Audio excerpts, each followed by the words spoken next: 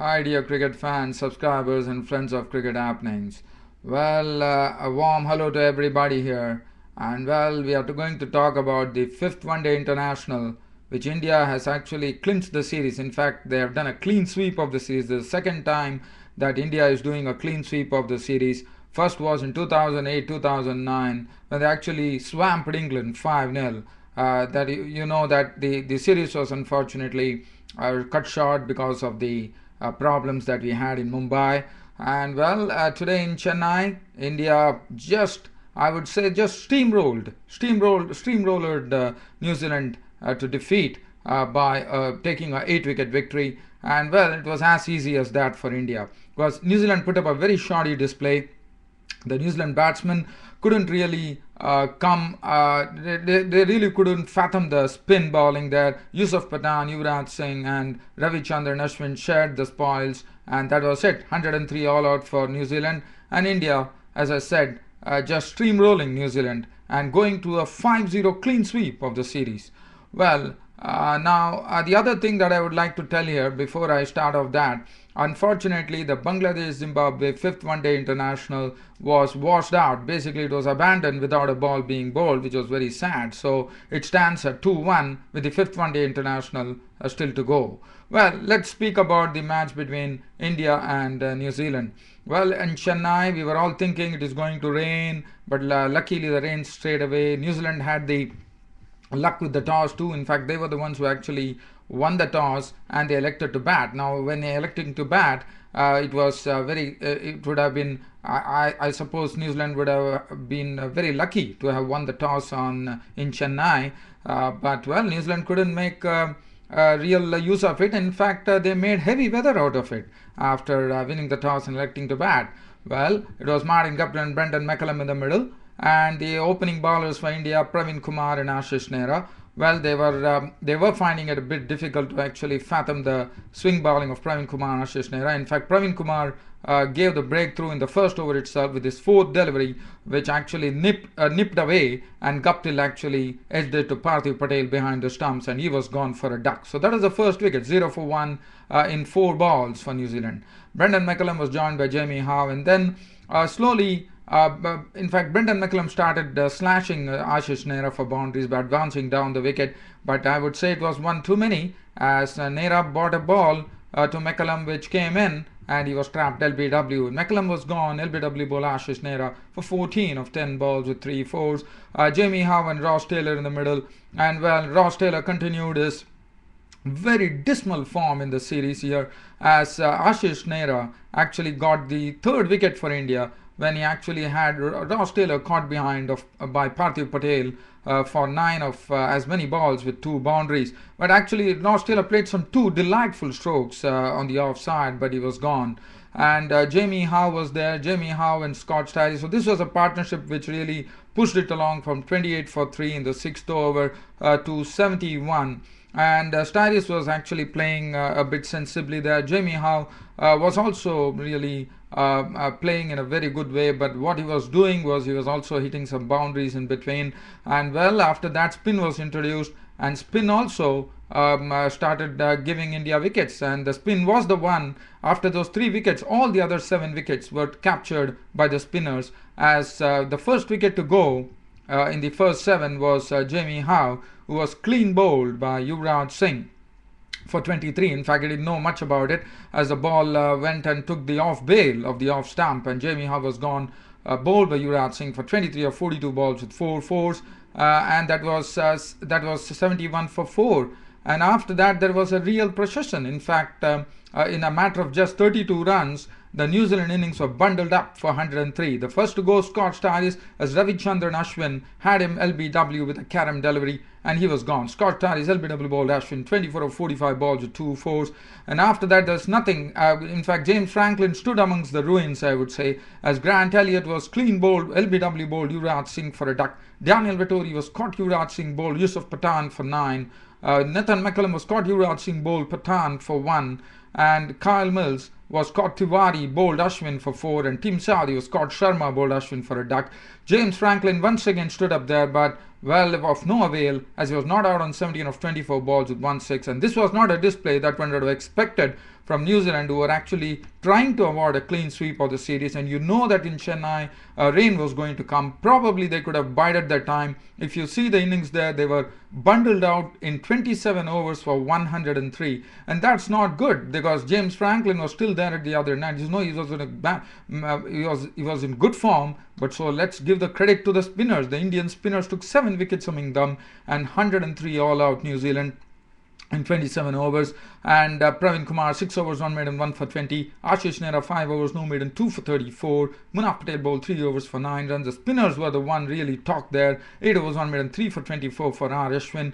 Yuvraj Singh 2 overs, no maiden, 2 for 5. Yusuf Pathan bowled 3 overs, no maiden, 11 runs and 2 wickets. Well, now as far as Indian innings were concerned, India didn't have a good start, and it was it was a surprising dismissal for Gautam Gambhir, and that was in the 3rd ball of the 1st over, when Nathan McCullum actually opened the attack, and the right arm off spinner actually had an appeal, and the umpire first actually was I wouldn't know the name of the umpire. Probably it was R.A. Kettlebrough from England, who actually nodded his head, probably thought it was not out, and when the appeal became a bit vociferous there, in fact he raised his finger, and that was really surprising, as Gambhir was also a bit nonplussed there, and he was caught by Brendan McCullum, or the bowling of Nathan McCullum, for a duck. And well, the Gautam Gambhir was gone, and India had more trouble with the score on 10, when Virat Kohli was a victim of Vettori, when he was caught by Taylor of Vettori for 2. And well, and that was a good ball from Vettori, which actually squared up Kohli, and Kohli didn't do anything. Kohli just got the edge to it, and Taylor in the slips actually poached the catch. And so that was 2 wickets for 10, and India suddenly looking like they were in a bit of a not real trouble. They had nothing to lose, but looked like there was something. Probably they were in a little bit of a bother there. But well, it was all quashed as Parthiv Patel started slashing boundaries at will, and Yuvraj Singh followed, and both of them took India to victory. There were no further mishaps for India. From 10 for 2, the score was 107 for 2, with Parthiv Patel playing some beautiful strokes. In fact, he was slashing the ball very well, and what I like about Parthiv Patel is the way he slashes the ball on the offside. That was really good to see. He goes with the full swing of the bat, and the ball just races towards the boundary. We have seen him do that along with Matthew Hayden in the IPL too, and that's what Parthiv Patel did, and he played some very good strokes, in fact some cheeky strokes too. He was putting the ball into the vacant spaces, and finally Parthiv Patel, in fact he also hit one very good stroke. He just slugged very effortlessly, and it went away for a 6. In fact, Parthiv Patel was not out on 56 of 70 balls with 6 fours and 1 6, and what was refreshing was Yuvraj Singh. Yuvraj Singh was terrific. In fact, 42, he was the man of the match,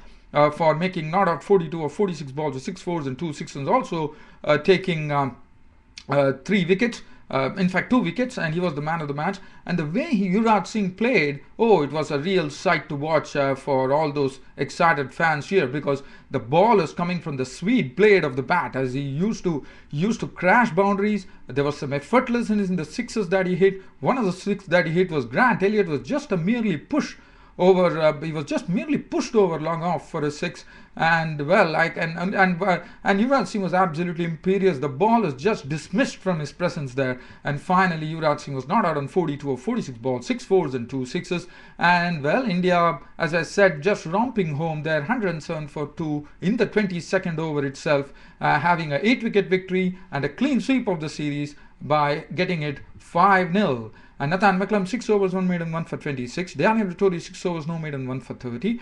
Hotchkiss is 4 overs, no maiden, none for 7. Kyle Mills bowled 1 over, which went for 15. Grant Elliott bowled 4.1 overs, no maiden, none for 27. India won the 5-match series 5-0, and player of the match was Yuvraj Singh, and the player of the series went to the Indian captain Gautam Gambhir. Well, dear cricket fans, what I can really talk about as far as this series, it's all done and dusted. India go to South Africa, Pakistan and New Zealand goes. So Pakistan actually touring New Zealand. Probably New Zealand have the better there because it would be their home turf. But again, New Zealand have to put up a very good show. It's all a big onus on New Zealand now with the World Cup coming. Probably they have the hang of the conditions, as Daniel Vettori said in his post post-match conference there. But well, one has to wait and watch what really goes on as far as New Zealand is concerned. But New Zealand, let me tell you, they have a lot of positives to take from on this tour of India. They have Kane Williamson, a very good batsman, I would say, who is a real future according to me. And besides that, I would talk about James Franklin. Now, James Franklin is suddenly developed into a very, very good batsman, and he has all his strokes. He can really go for the bowling at the death too. So that is something refreshing because with Jesse Ryder and Brendan McCullum and also Franklin following in,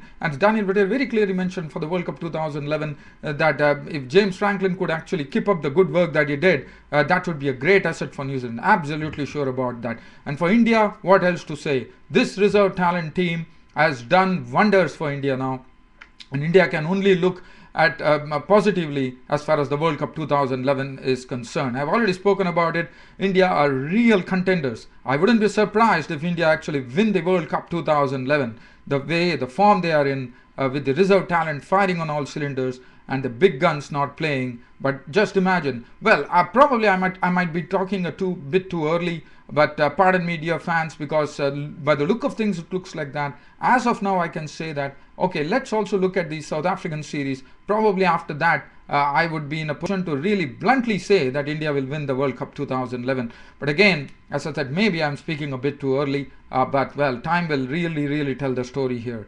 Now, as far as the series is concerned, it's all over. As I said, India go to South Africa, New Zealand take on Pakistan on their home ground, that is on their home turf there. So that would be a distinct advantage for New Zealand. And well, dear cricket fans, so this gives me some time to talk about some other cricket happenings here. And that is something which I'm going to talk about is, as you know, England have already taken a lead in the Ashes series, and the third test in Australia versus England starts at Perth in Western Australia on December the 16th.